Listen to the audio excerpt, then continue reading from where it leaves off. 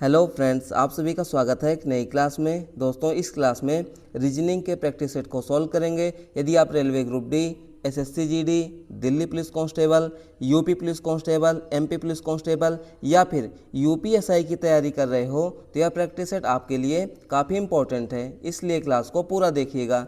चलिए हम लोग पहले प्रश्न की शुरुआत करते हैं। देखिए, पहला सवाल दिया गया है, श्रेणी में अगली संख्या ज्ञात कीजिए। मिसिंग नंबर का प्रश्न है दोस्तों, कैसे सॉल्व करेंगे आइए देखते हैं। यहाँ पे देखिए दोस्तों, सीरीज की पहली संख्या क्या है? 3 है। 3 के बाद 4 है, 4 के बाद 12 है, उसके बाद फिर देखिए 12 के बाद 5, 5 के बाद 6, 6 के बाद 30, 30 के बाद दोस्तों 7 और 7 के बाद 8, 8 के बाद प्रश्नवाचक चिन्ह। तो इसी प्रश्नवाचक चिन्ह की जगह पे कौन सी संख्या आएगी वही हमें बताना है। तो ऐसे प्रश्नों को दोस्तों सॉल्व करने से पहले हम लोग क्या करेंगे, सीरीज के जितने भी संख्या हैं या अंक हैं उनको बहुत ही ध्यान से देखेंगे तो आपको एक पैटर्न यहाँ पे दिखेगा। वो पैटर्न क्या है, ध्यान से देखिए। देखिए यहाँ पे दोस्तों 3 से 4 संख्या थोड़ी सी बढ़ी, 4 से 12 संख्या थोड़ी ज़्यादा बढ़ गई, लेकिन 12 के बाद दोस्तों 5 संख्या घट गई, उसके बाद दोस्तों 6 संख्या फिर बढ़ गई, फिर उसके बाद 6 से 30 संख्या बहुत ज़्यादा बढ़ रही है। यहाँ पे दोस्तों क्या हो रहा है, संख्या थोड़ी सी बढ़ रही है तो प्लस लगाएंगे, संख्या घट भी रही है माइनस भी लगाएंगे, और संख्या ज़्यादा भी बढ़ रही है गुणा भी लगाएंगे। तो यानी कि ये तीनों पैटर्न होना मुश्किल है दोस्तों। तो हम लोग क्या करेंगे, यहाँ पे अलग दिमाग लगाएंगे। वह अलग दिमाग क्या है, ध्यान से देखिएगा। पहली संख्या दोस्तों क्या है, 3 है, उसके बाद दोस्तों 4 है, 4 के बाद 12 है, 12 के बाद दोस्तों कितनी है, 5 है, 5 के बाद 6 है, 6 के बाद 30 है, 30 के बाद दोस्तों 7 है, उसके बाद 8 है और उसके बाद प्रश्नवाचक चिन्ह है। तो देखिए दोस्तों, यहाँ पे पहली और दूसरी संख्या को ध्यान से देखेंगे तो यहाँ पे क्या क्या है, आप कहोगे 3 है और 4 है, तो इन 3 और 4 को आपस में हम लोग गुणा कर देंगे दोस्तों, तो यहाँ पे तीसरी संख्या 12 प्राप्त हो जा रही है। ठीक है, समझ में आ रहा है। आगे देखिए 5 और 6, यहाँ पे दोस्तों 5 और 6 को आपस में गुणा करेंगे तो तीसरी संख्या यानी कि 30 यहाँ पे भी प्राप्त हो जा रही है। ठीक है, यहाँ पे देखिए दोस्तों 7 और 8, तो 7 और 8 को हम लोग गुणा करेंगे दोस्तों तो यहाँ भी क्या हो जाना चाहिए, 56 यानी कि 56। तो इस प्रश्न का हमारा बिल्कुल सही उत्तर क्या हो जाएगा, ऑप्शन नंबर बी हो जाएगा। यहाँ पे दोस्तों क्या है, पहले दोनों छोटे छोटी संख्याओं को गुणा करने पर तीसरी संख्या सीरीज की प्राप्त हो रही है। कह सकते हैं यहाँ पे 1, 2 और 3 ग्रुप जो है अलग अलग बनाया गया है। तो इस प्रश्न का हमारा बिल्कुल सही उत्तर क्या हो जाएगा, ऑप्शन नंबर बी यानी कि 56 हो जाएगा। चलिए आगे देखिए अगले सवाल को। देखिए अगला सवाल दिया गया है दोस्तों, ध्यान से देखिएगा। एक निश्चित कोड भाषा में यदि 20 को WTENYT के रूप में कूटबद्ध किया जाता है तो एनिमल को उस भाषा में कैसे कूटबद्ध किया जाएगा। कोडिंग डिकोडिंग चैप्टर का प्रश्न है दोस्तों, कैसे सॉल्व करेंगे आइए देखते हैं। देखिए यहाँ पे दोस्तों क्या है, 20 है, ध्यान से देखिएगा, सारे अक्षरों को ध्यान से देखिएगा, TWENT और Y। तो इसको क्या लिखा गया है, तो इसको लिखा गया है दोस्तों, ध्यान से देखिएगा, WTEN और दोस्तों क्या है, Y और T। अगर आप लोग यहाँ पे सारे अक्षरों को ध्यानपूर्वक देखेंगे तो आपको एक पैटर्न दिख रहा होगा। पैटर्न दोस्तों क्या है, जो ऊपर 20 में अक्षर का प्रयोग किया गया है वही अक्षरों का प्रयोग दोस्तों यहाँ पे कूट जो किया गया है उसमें भी किया गया है, बस उनका क्रम यहाँ पे चेंज किया गया है। तो उसी क्रम को हम लोग चेंज करके देखेंगे, नहीं तो हम लोग क्या करते, विपरीत का कॉन्सेप्ट लगाते, अपोजिट वाला भी नंबरिंग करते। लेकिन यहाँ पे अक्षर सेम टू सेम दिख रहे हैं, बस उनका क्रम चेंज हुआ है। ठीक है, तो कैसे सॉल्व करेंगे, देखिए यहाँ पे दोस्तों देखिए, यहाँ पे T है, यहाँ पे W है, लेकिन यहाँ पे W है, यहाँ पे T है, यानी कि यहाँ पे क्या किया गया है, क्रॉस कर दिया गया है, मतलब कि दूसरे वाले को पहले पर और पहले वाले को दूसरे पर, ध्यान दीजिएगा। और लास्ट में देखिए दोस्तों, यहाँ पे लास्ट में क्या है, Y को मतलब कि लास्ट का पहला कर दिया गया है और T को जो कि लास्ट के दूसरे नंबर पे है उसको सबसे आखिरी में कर दिया गया है। यानी कि यहाँ पे दोस्तों क्या हुआ, पहले 2 अक्षरों को क्रॉस कर दिया गया है और लास्ट के 2 अक्षरों को क्रॉस कर दिया गया है, और उसके बाद दोस्तों क्या है, यहाँ पे बीच के 2 अक्षरों को सेम टू सेम यहाँ पे लिख दिया गया है। यानी यहाँ पे क्या हुआ, पहले 2 अक्षर क्रॉस हो गए, लास्ट के 2 अक्षर क्रॉस हो गए और बीच में दोनों मतलब सेम टू सेम उतार दिया गया है। तो हमें यहाँ पे दोस्तों किसका बताना है, एनिमल का बताना है। तो ANI उसके बाद दोस्तों क्या है, M है, उसके बाद A है और L है। तो यहाँ भी हम लोग उसी पैटर्न को फॉलो करेंगे, यानी कि दूसरे वाले को पहले नंबर पे, ठीक है ना। तो यहाँ पे आ जाएगा N और यहाँ पे पहले वाले को दूसरे नंबर पे, तो हो जाएगा A, यानी कि NA से हमारा ऑप्शन शुरू होने वाला है, ठीक है। तो यहाँ पे देखिए दोस्तों, पहले वाले में MA है, ये भी गलत हो गया। यहाँ पे देखिए दोस्तों AN है, ये भी गलत हो गया, बचा हमारा B और D। यहाँ पे दोस्तों देखिए उसके बाद I आ जाएगा, I सेम टू सेम उतरेगा कि नहीं उतरेगा, आप कहोगे बिल्कुल उतरेगा, ठीक है। उसके बाद देखिए M सेम टू सेम उतरेगा। उसके बाद दोस्तों लास्ट में देखिएगा, लास्ट में L वाला जो है आएगा पहले और A वाला आ जाएगा बाद में। तो हमारे इस प्रश्न का सही उत्तर क्या बनेगा, NAIMLA। तो लास्ट यहाँ पे देखिए NAIMLA जो कि हमारे किस वाले ऑप्शन में है, ऑप्शन नंबर बी में है। किस में है, ऑप्शन नंबर बी में है। तो इस प्रश्न का हमारा बिल्कुल सही उत्तर क्या हो जाएगा, ऑप्शन नंबर बी हो जाएगा, ठीक है। समझ में आया, वेरी इंपॉर्टेंट प्रश्न था। चलिए आगे देखिए सवाल को। देखिए अगला सवाल दिया गया है दोस्तों, दिशा और दूरी चैप्टर का क्वेश्चन में क्या पूछा गया है, आइए देखते हैं। देखिए यहाँ पे दोस्तों क्या है, अतुल उत्तर की तरफ 5 किलोमीटर की दूरी तक चलता है और फिर दाईं ओर मुड़ करके 3 किलोमीटर चलने के बाद वह फिर से दाईं ओर मुड़ता है और 5 किलोमीटर चलता है। अब वह प्रारंभिक स्थान से कितनी दूरी पर है, यानी यहाँ पे दोस्तों हमें क्या बताना है, डिस्टेंस को, यानी कि दूरी को। तो सबसे पहले दोस्तों दिशा और दूरी चैप्टर का प्रश्न है, तो सबसे पहले हम लोग समझेंगे मैप को, और मैप में क्या समझने वाले हैं, दिशाओं को, ठीक है। तभी हम लोग उसको बाएं या दाएं घुमा पाएंगे। देखिए ये रहा मैप। मैप में दोस्तों ऊपर की ओर कौन सी दिशा होती है, उत्तर, जिसको हम लोग नॉर्थ कहते हैं, ठीक है। नीचे की ओर दक्षिण दिशा, जिसको हम लोग साउथ कहते हैं। दाहिने हाथ की तरफ में होती है पूर्व दिशा, जिसको हम लोग ईस्ट कहते हैं, और बाएं हाथ की तरफ में होती है पश्चिम दिशा, जिसको हम लोग वेस्ट कहते हैं। यह हमारी 4 मुख्य दिशाएं हैं, ठीक है। अब ध्यान से क्वेश्चन को पढ़िएगा। अतुल उत्तर की तरफ 5 किलोमीटर की दूरी तय करता है, उत्तर की तरफ मतलब कि ऊपर की ओर, ठीक है। तो मान लीजिए ए पॉइंट से चलना शुरू किया अतुल ने, और कितना गया है, तो ये गया है दोस्तों 5 किलोमीटर। अंदाज से आप लोग 5 किलोमीटर इसको चला दीजिए, ठीक है।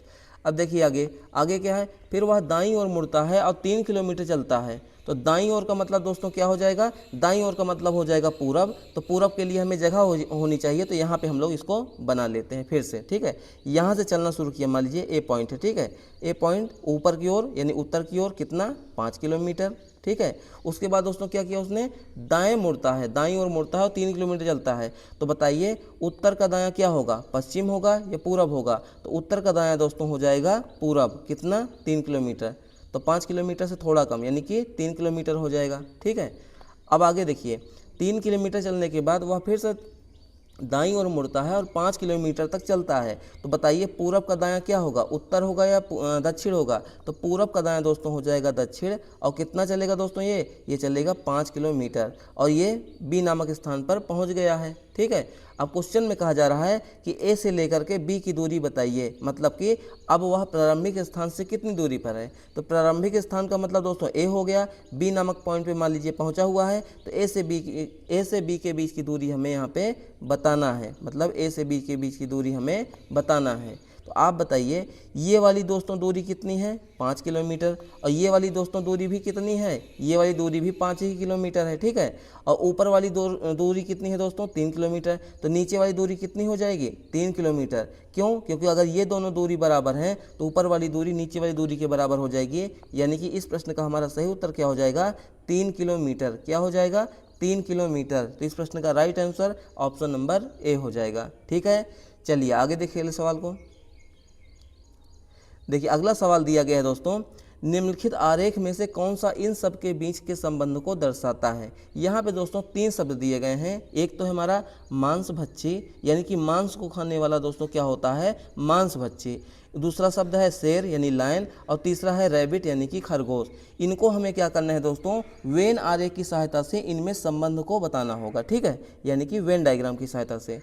तो देखिए दोस्तों, शेर अलग चीज़ होता है, खरगोश अलग चीज़, दोनों तो हैं जानवर ही। जंगली जानवर भी पालतू भी हो सकते हैं, शेर तो पालतू नहीं होता है, लेकिन यहाँ पे जानवरों के रूप में देखे जाए तो शेर और खरगोश क्या होते हैं, जानवर।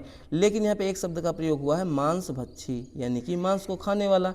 तो हम कह सकते हैं दोस्तों, जो शेर होता है, ध्यान दीजिएगा, जो शेर होता है वो मांसभक्षी होता है, यानी कि मांस को खाता है, और खरगोश अलग हो जाएगा, समझ में आया?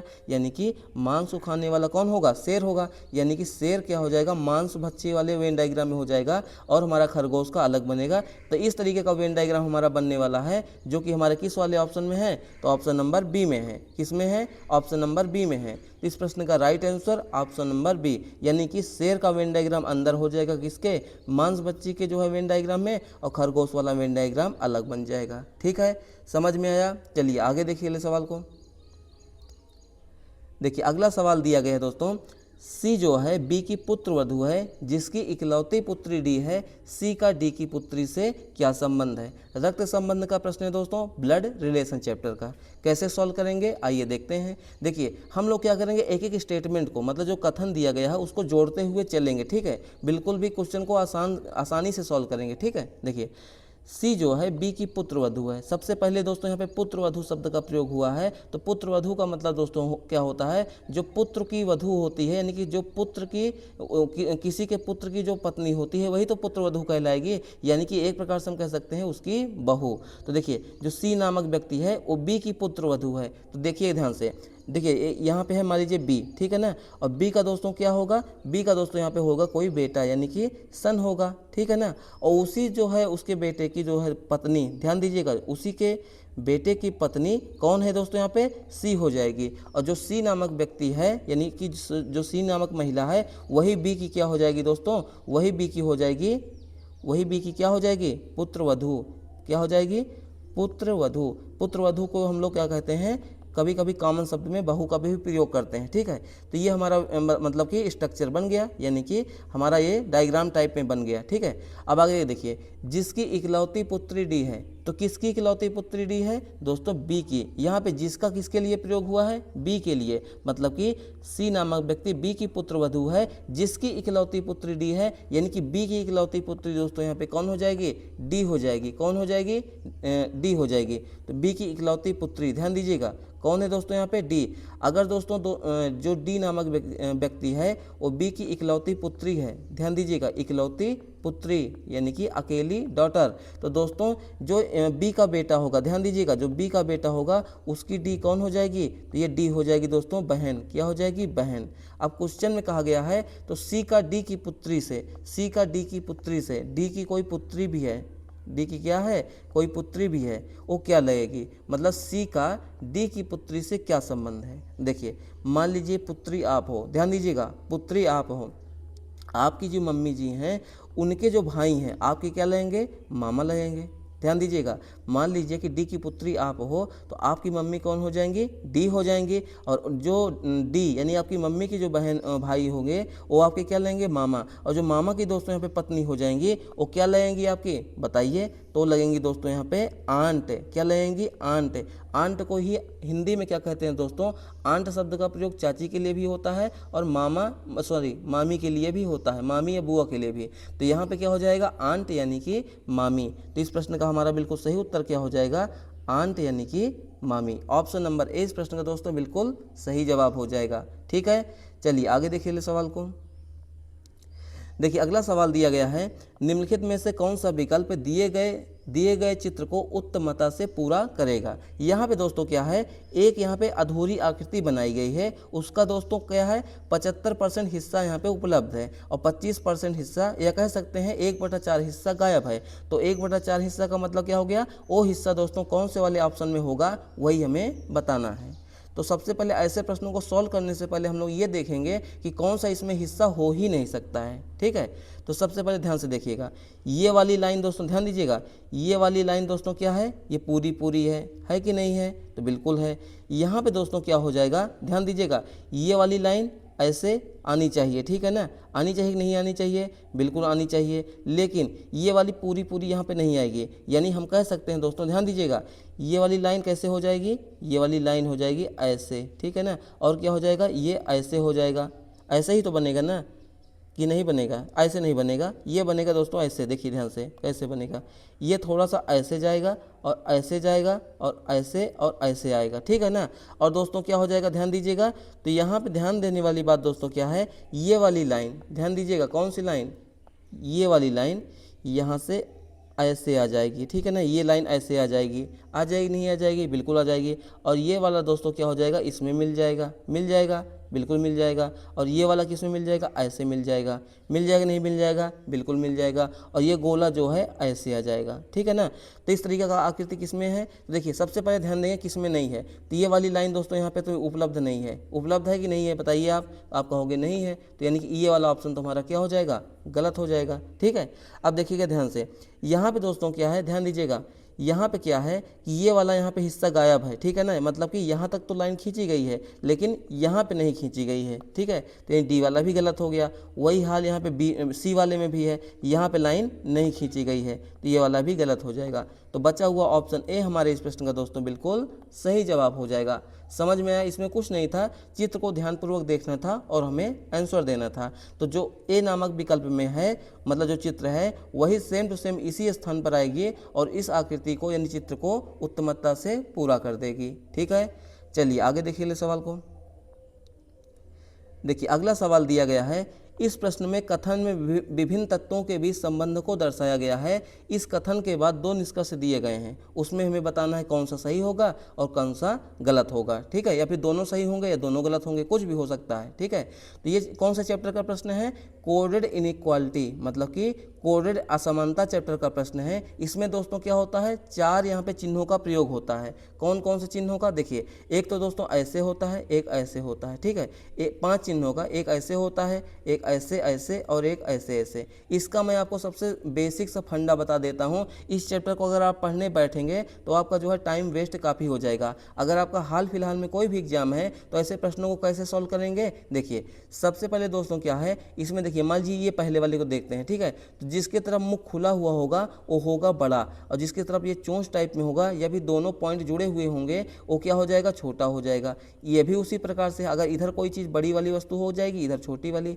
बराबर का मतलब तो आप लोग जान ही रहे हैं कि दोनों साइड में क्या हो जाएंगे, बराबर हो जाएंगे। अच्छा, इसका मतलब क्या होता है, देखिए जिसकी तरफ ये मुख खुला होगा ये तो हो जाएगा बड़ा, इधर हो जाएगा छोटा, और नीचे जो छोटी सी लाइन होती है इसका मतलब क्या हो जाएगा, अगर इधर कोई भी वस्तु होगी या कोई भी अक्षर होगा तो वो हो जाएगा बड़ा या बराबर, इधर होगा तो छोटा या बराबर। वही हाल यहाँ भी है, इधर होगा तो बड़ा या बराबर, इधर होगा तो छोटा या बराबर, ठीक है। अब देखिए आगे, सबसे पहले हम लोग निष्कर्ष को ही देखेंगे। तो निष्कर्ष में क्या कहा जा रहा है कि एस और एन है, ध्यान दीजिएगा एस और एन है, एस और एन के बीच में कौन सा चिन्ह है, तो एस जो है छोटा है एन से, या कह सकते हैं एन बड़ा है एस से, ठीक है ना, एन बड़ा है एस से। तो चलिए हम लोग कथन में चलते हैं, एन और एस के बीच में, एस कहाँ पे है, यहाँ पे है, एन कहाँ पे है, यहाँ पे है। तो दोनों के बीच में दोस्तों क्या करेंगे, चिन्ह को देखेंगे, ठीक है ना। देखिए एस यहाँ पे है और एन यहाँ पे है, ठीक है। इनके बीच में दोस्तों दो चिन्हों का प्रयोग हुआ है, देखिए कौन कौन से, देखिए एक तो दोस्तों यहाँ पे चिन्ह का प्रयोग हुआ है ऐसे,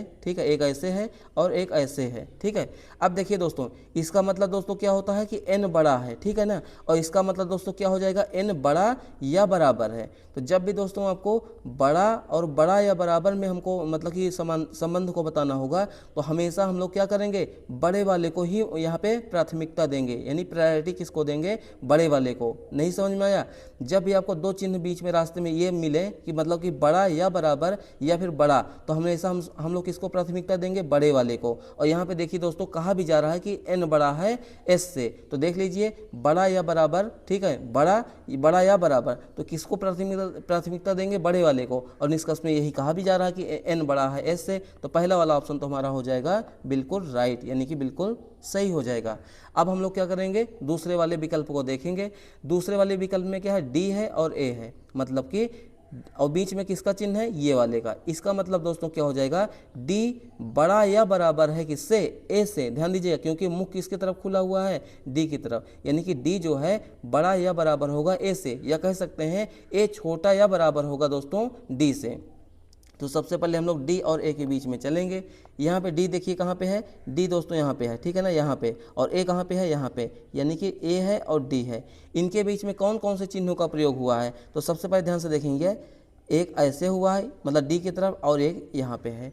तो सबसे पहले क्या हुआ, एक बड़ा का चिन्ह है और एक बड़ा या बराबर का, ये मुख किसकी तरफ खुले हुए हैं, डी की तरफ, यानी कि ए और डी के बीच के रास्ते में क्या है, दो चिन्हों का प्रयोग हुआ है, एक तो है बड़ा और दूसरा है बड़ा या बराबर। तो मैंने क्या कहा था कि जब भी रास्ते में दो चिन्हों का मतलब कौन कौन से, एक तो बड़ा, एक और बड़ा या बराबर का दोनों का चिन्ह आ जाए तो हम लोग किसको प्राथमिकता या प्रायोरिटी देंगे, तो बड़े वाले को। यानी हमारा क्या होना चाहिए कि डी बड़ा है मतलब ए से, लेकिन यहाँ तो कहा जा रहा है कि डी बड़ा या बराबर है, डी बड़ा या बराबर है किससे, तो यानी कि ए से, किससे, ए से।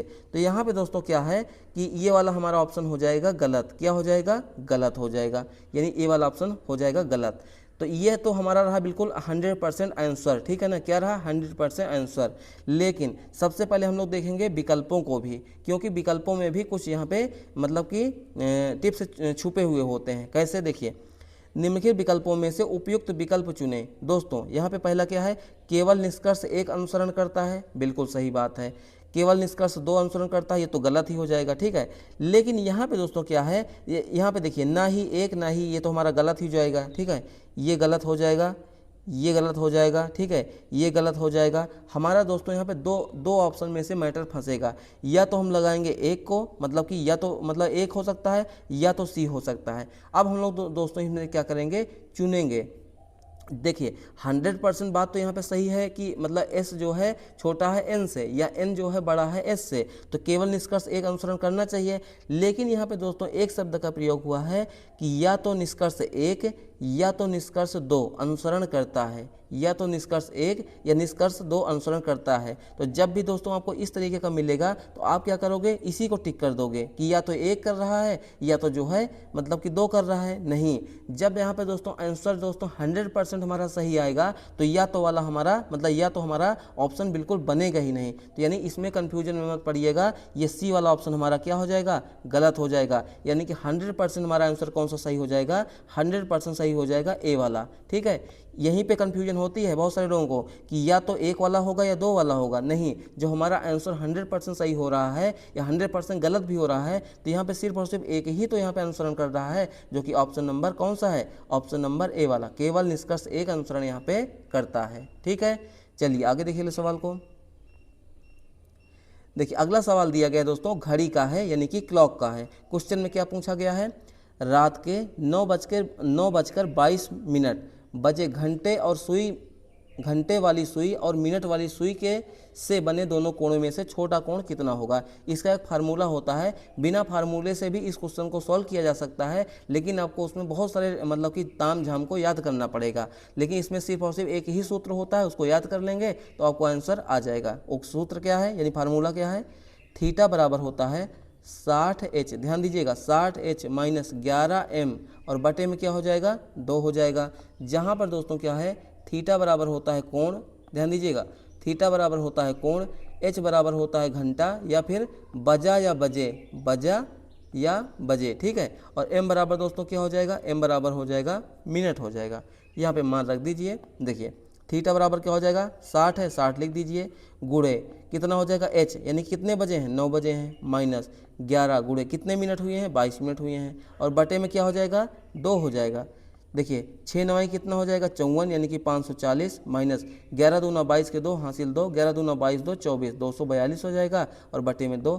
540 में से 242 घटाएंगे कितना हो जाएगा, देखिए 0 से 2 नहीं जाएगा, उधार लेंगे, 10 में से 2 गया दोस्तों कितना हो जाएगा, 8, कितना हो जाएगा 8। यहाँ पे बचेगा 13, 13 में से दोस्तों 4 गया कितना हो जाएगा, 9 4 13 होता है, और कितना हो जाएगा यहाँ पे 4 हो जाएगा, यानी कि 498/2। इसका मान कितना हो जाएगा, काट दीजिए, कुछ मिस्टेक हो गया क्या यहाँ पे, 4 में से 2 गया, नहीं रुकिए फिर से इसको कर लेते हैं, कोई दिक्कत नहीं है, ठीक है। यहाँ पे देखिए 11 दूना 22 हो गया, ठीक है, और 11 दूना 22 और कितना हो जाएगा यानी कि 24 हो जाएगा। तो यहाँ पे घटा कर देखते हैं, 540 में से 242 जाएगा, कितना हो जाएगा, देखिए 10 में से दोस्तों 2 गया 8 हो जाएगा, ठीक है। यहाँ पे बचेगा दोस्तों कितना, 13 हो जाएगा। 13 में से दोस्तों यहाँ पे 13 में से 4 गया कितना हो जाएगा, 13 में से 4 गया दोस्तों हो जाएगा 9 4 13 यानी कि 9 हो गया। यहाँ पे दोस्तों कितना बचेगा, तो यहाँ पे बचेगा, देखिए पहले यहाँ सुधार, हाँ यहाँ पे बचेगा दोस्तों 3 में से 2 गया 1, कितना बचेगा, सॉरी यहाँ पे कितना बचेगा, 4 में से 2 गया 2 हो जाएगा, कितना हो जाएगा, 2 हो जाएगा नहीं हो जाएगा, यानी 298 ही आएगा, ठीक है। तो चलिए इसको हम लोग हल कर लेते हैं। 298 और बटे में 2, काट दीजिए इसको, 2 से काटेंगे, 2 1 9 2, 2 चौको 8, 2 9 18, यानी कि 149 डिग्री। कितना हो जाएगा छोटे कोण का मान? 149 डिग्री। तो यानी इस प्रश्न का हमारा बिल्कुल सही उत्तर क्या हो जाएगा? 149 डिग्री। अब आप कहोगे कि दोस्तों इसमें हम लोग कैसे पहचानेंगे कि छोटा कोण है कि बड़ा कोण है?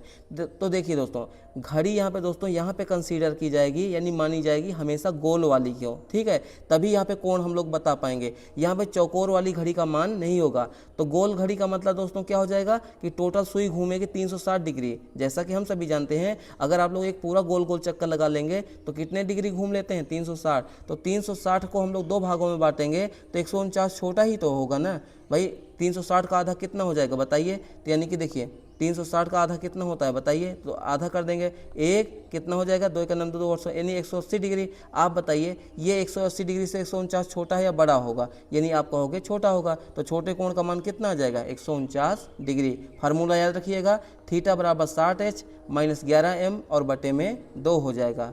ठीक है, चलिए आगे देखिए सवाल को। अगला सवाल दिया गया दोस्तों, यहाँ पे दोस्तों क्या है? वक्तव्य यानी कि कथन दिया गया है और निष्कर्ष निकाला गया है। यह क्वेश्चन दोस्तों सिलॉक्स चैप्टर का है, जिसको सिलोजिज्म भी कहते हैं या न्याय निगमन। ठीक है, कैसे सॉल्व करेंगे? देखिए इस प्रश्न को दोस्तों हम लोग वेन डायग्राम की सहायता से सॉल्व करते हैं, यानी कि वेन आरेख की सहायता से। 150 वाला मेथड भी होता है, उसको आप लोग मत कंसीडर कीजिएगा, मतलब उससे आप लोग मत हल कीजिएगा। उससे हल करने के लिए क्या करना होगा? आपको पूरा कॉन्सेप्ट याद करना पड़ेगा, मतलब समझना होगा। अगर पूरा कॉन्सेप्ट नहीं सीखे हैं तो आप लोग वेन डायग्राम की सहायता से सॉल्व करेंगे। देखिए वेन डायग्राम चैप्टर अलग है, लेकिन इस क्वेश्चन को सॉल्व करने की सहायता हम लोग किससे लेंगे? वेन डायग्राम की सहायता से। ठीक है, तो देखिए पहला कथन है कुछ मेज पुस्तकें हैं, और दूसरा कथन यहाँ पे क्या है? सभी पुस्तकें कुर्सियाँ हैं। निष्कर्ष क्या निकाला गया है? कुछ पुस्तकें मेज हैं और कुछ कुर्सियाँ पुस्तकें हैं। तो हम लोग क्या करेंगे? दोनों कथनों का वेन डायग्राम बनाएंगे सबसे पहले। ठीक है, देखिए कुछ मेज पुस्तकें हैं, मतलब कि कुछ मेज का हिस्सा किस में जाएगा? पुस्तकों में जाएगा। किस में जाएगा? देखिए ये रहा, मान लीजिए मेज, क्या रहा दोस्तों यहाँ पे? मेज। और मेज का कुछ हिस्सा किस में जाएगा? पुस्तकों में। किस में जाएगा? पुस्तकों में। यानी दोस्तों अगर ये मेज है, ध्यान दीजिएगा, ये मेज है और ये दोस्तों क्या है? पुस्तक है। तो हमारा रिलेशन बन गया, यानी कि वेन डायग्राम बन गया भाई। कुछ मेज पुस्तक हैं और कुछ पुस्तक मेज हो जाएंगे। आगे देखिए सभी पुस्तकें कुर्सियां हैं। ध्यान दीजिएगा दोस्तों, यहाँ पे एक शब्द का प्रयोग हुआ है, सभी पुस्तकें कुर्सियां हैं, यानी कि सभी पुस्तकों का वेन डायग्राम किसके अंदर हो जाएगा? कुर्सियों वाले वेन डायग्राम के अंदर। ठीक है ना, तो पुस्तक यानी कि पिंक कलर वाला, यानी पुस्तक का वेन डायग्राम किस में हो जाएगा? सी, यानी कि कुर्सियों में। समझ में आया? देखिए सबसे पहले हम लोगों ने मेज और पुस्तक में कुछ का रिलेशन बताया, फिर उसके बाद पुस्तक और कुर्सी में सभी का बनेगा, यानी कि सभी पुस्तक कुर्सियों के अंदर हो जाएगा। अब निष्कर्ष को निकालेंगे। कुछ पुस्तकें मेज हैं, आप बताइए पुस्तक और मेज, तो पुस्तक कहाँ पे है? ये रहा, मेज ये रहा। ठीक है, तो बताइए जब कुछ मेज पुस्तक हो सकते हैं तो कुछ पुस्तकों का हिस्सा मेज में भी तो है ना। तो यानी कि पहला वाला हमारा क्या हो जाएगा? सही हो जाएगा। समझ में आ रहा है कि नहीं समझ में आ रहा है? कुछ पुस्तकें मेज है, देखिए पुस्तक यानी पिंक कलर वाला, मेज यहाँ पे ग्रीन वाला। तो देखिए हम लोग यहाँ पे चलेंगे मेज और पुस्तक के वेन डायग्राम में। देखिए दोनों का हिस्सा क्या थोड़ा थोड़ा छू रहा है एक दूसरे को? आप कहोगे बिल्कुल, यानी कि कुछ पुस्तकें मेज हैं, कुछ मेज पुस्तकें हैं, यानी कि कुछ पुस्तकें यहाँ पे मेज निष्कर्ष कहा जा रहा है, तो बिल्कुल सही हो जाएगा। दूसरा निष्कर्ष क्या है दोस्तों? कुछ कुर्सियाँ पुस्तकें हैं। कुर्सियाँ कहाँ पे हैं? ये येलो वाला। ठीक है, पुस्तकें कहाँ पे हैं? ये दोस्तों हमारा पिंक वाला। तो कुछ कुर्सियाँ पुस्तकें हैं। अब ध्यान दीजिएगा, इसमें बहुत ही अच्छा लॉजिक है। देखिए पुस्तकों का वेन डायग्राम कहाँ है दोस्तों? यहाँ पे, यानी कि छोटा है, और कुर्सियों का कहाँ पे है दोस्तों? यहाँ पे बड़ा वाला, यानी कि बड़े वाले वेन डायग्राम में दोस्तों क्या है? छोटा वाला वेन डायग्राम। लेकिन पूछा क्या जा रहा है? उल्टा, यानी कि कुछ कुर्सियाँ पुस्तकें हैं। तो यहाँ पे ध्यान देने वाली बात क्या है दोस्तों? जब भी मतलब कि बड़े वाले वेन डायग्राम को छोटा वेन डायग्राम बनाया जाए, उसके अंदर रखने की बात किया जाए कि क्या कुछ कुर्सियाँ पुस्तकें हैं, तो दोस्तों उसमें से हो सकती हैं। अगर दोस्तों सभी पुस्तकें कुर्सियां हो सकती हैं तो उसमें से कुछ पुस्तकें कुर्सियां तो हो ही सकती हैं ना। तो यानी कि जब भी बड़े वाले वेन डायग्राम को छोटा बनाने की बात होगी और रिलेशन यहाँ पर दोस्तों किसका होगा? कुछ का, तो यानी कि हमारा क्या हो जाएगा? सही हो जाएगा। ध्यान दीजिएगा, कन्फ्यूजन यहीं पे आती है कि कुछ कुर्सियाँ पुस्तकें हो सकती हैं, बिल्कुल हो सकती हैं। अगर सभी पुस्तकों का वेन डायग्राम दोस्तों कुर्सियों के अंदर है तो उसी कुछ पुस्तकों में से कुछ तो कुर्सियाँ होंगी ही ना, तो यानी कुछ कुर्सियाँ पुस्तकें हो जाएंगी। तो इस प्रश्न का हमारा बिल्कुल सही उत्तर क्या हो जाएगा दोस्तों? Option number B. कौन सा हो जाएगा? ऑप्शन नंबर बी, यानी कि 1 और 2 यहाँ पे अनुसरण करते हैं। आपको समझ में आया कि नहीं समझ में आया? चलिए आगे देखिए ले सवाल को। अगला सवाल दिया गया दोस्तों कैलेंडर चैप्टर का है, ध्यानपूर्वक क्वेश्चन को देखिएगा। यदि 2 फरवरी 2007 को शुक्रवार था तो 2 फरवरी 2008 को सप्ताह का कौन सा दिन होगा। यानी कि यहाँ पे दिया गया दोस्तों 2 फरवरी, ध्यान दीजिएगा 2 फरवरी 2007, इस दिन कौन सा दिन था, तो इस दिन था दोस्तों यहाँ पे फ्राइडे यानी कि शुक्रवार। ठीक है, अब आगे देखिए हमसे क्या पूछा गया है, 2 फरवरी, ध्यान दीजिएगा 2 फरवरी 2008 को कौन सा दिन होगा। तो ध्यानपूर्वक देखिएगा यहाँ पे दोनों की तारीख क्या है दोस्तों, सेम है, समान है, तो यानी कि इससे हमें कोई लेना देना है ही नहीं। हम लोग चलेंगे यहाँ पे वर्ष में, तो वर्ष में देखिए ध्यान से 2007 और 8, यानी कि यहाँ पे कितना हो जाएगा, 1 वर्ष, कितना हो जाएगा 1 वर्ष, जो कि क्या हो जाएगा, सामान्य हो जाएगा। क्या हो जाएगा, सामान्य वर्ष होगा। सामान्य वर्ष का मतलब दोस्तों क्या हो जाएगा कि 1 वर्ष में कितने दिन, 365 दिन, कितने दिन, 365 दिन। अब आप लोग कहोगे कि 2008 तो एक लीप ईयर है, लीप ईयर का मतलब दोस्तों क्या है कि अगर 2008 4 से कट जाएगा पूरा पूरा तो वह हो जाएगा लीप ईयर, यानी कि अधिवर्ष, जिसको हम लोग कहते हैं मतलब लीप ईयर, जिसमें 366 दिन होते हैं और फरवरी 29 तारीख की होती है। लेकिन ध्यानपूर्वक ये देखेंगे दोस्तों, अभी तो हम लोग जो है लीप ईयर के पहले पहले ही हैं। 29 फरवरी के बाद की अगर बात होती तो यहाँ पे हम लोग लेते 366 दिन, क्योंकि 2008 क्या है, एक लीप ईयर है। लेकिन यहाँ पे हम लोग अभी क्या पहुँचे हैं, 2 फरवरी ही पहुँचे हैं। ध्यान दीजिएगा इस बात को, नहीं पे यहीं पे क्वेश्चन आपका गलत हो जाएगा। 2 फरवरी यानी कि अभी हम लोग लीप ईयर को क्रॉस नहीं किए हैं। भाई 29 फरवरी को क्रॉस कर लेते तो हमारा लीप ईयर माना जाता। तो 2008 में हम लोग क्या करते हैं, मतलब 366 दिन यहाँ पे लेते हैं 1 वर्ष में। लेकिन जो है यहाँ पे दोस्तों क्या है, सामान्य वर्ष है। ठीक है, तो यानी कि 365 को हम लोग भाग देंगे 7 से, किससे, 7 से। ठीक है, 7 से क्यों भाग देते हैं, क्योंकि विषम दिनों की संख्या निकालने के लिए। क्या करते हैं, विषम दिनों की संख्या को निकालने के लिए। आगे 7 से ही क्यों देते हैं, क्योंकि दोस्तों क्या होता है, 7 दिनों के बाद क्या होता है, दिनों की संख्या फिर से रिपीट होने लगती है। मतलब अगर आज सोमवार है तो अगले 7 दिन बाद फिर से सोमवार हो जाएगा, फिर अगले मान लीजिए आज मंगलवार है, अगले 7 दिन बाद क्या होता है, मंगलवार। इसीलिए यहाँ पे हम लोग क्या करते हैं, विषम दिनों की संख्या को निकालने के लिए 7 से भाग देते हैं। तो भाग दीजिए, देखिए 7 पचे हो जाएगा 35, माइनस करेंगे 1 बचेगा, कट जाएगा, यहाँ पे 5 उतरेगा, कितनी बार जाएगा, 7 दूनी 14, यानी कि शेषफल यहाँ पे कितना बचा, 1। तो इसी शेषफल से हमें मतलब है बस। ठीक है, शेषफल कितना आ जाएगा, 1।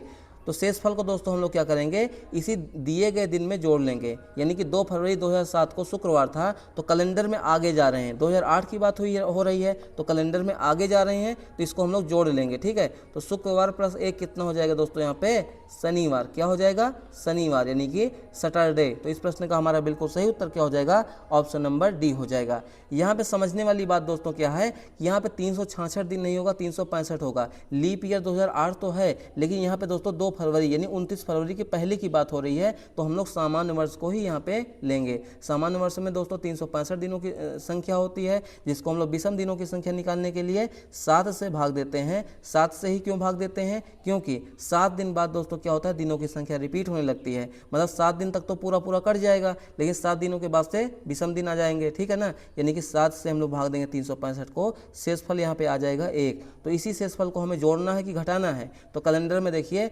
2007 से 2008 यानी आगे जा रहे हैं। जब आगे जाएंगे कैलेंडर में तो यानी इसमें दिए गए दिनों में से दिनों में हम लोग क्या करेंगे, शेषफल को जोड़ देंगे। अगर यहाँ पे दोस्तों अगर 2006 पूछा गया होता, यानी कि 2007 दे करके 2006 पूछा गया होता, तो हम लोग इसको शेषफल को माइनस करते। लेकिन यहाँ पे कैलेंडर में आगे जा रहे हैं तभी हम लोग यहाँ पे प्लस किए हैं। तो मैं उम्मीद करता हूँ आप लोगों को क्वेश्चन समझ में आया होगा। तो इस प्रश्न का हमारा बिल्कुल सही उत्तर क्या हो जाएगा, ऑप्शन नंबर डी हो जाएगा। तो ये रहे आज के हमारे मोस्ट इंपॉर्टेंट क्वेश्चन। दोस्तों क्लास आपको कैसी लगी अपना फीडबैक दीजिएगा। अगर चैनल पे पहली बार आए हैं तो प्लीज़ चैनल को सब्सक्राइब कीजिए, लाइक कीजिए, शेयर कीजिए। चलिए मिलते हैं नेक्स्ट क्लास में, तब तक के लिए आप सभी का बहुत बहुत धन्यवाद।